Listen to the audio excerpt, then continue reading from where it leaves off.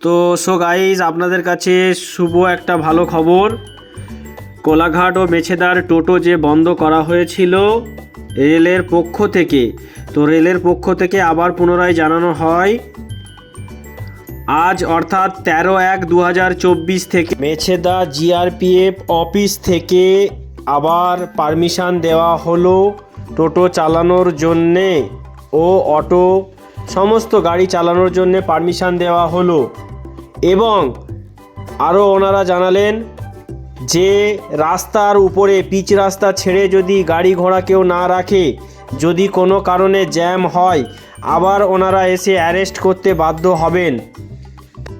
রেলের পক্ষ থেকে জানানো হয়েছে, তাই এই ভিডিওটি আপনাদেরকে আপডেট দিলাম।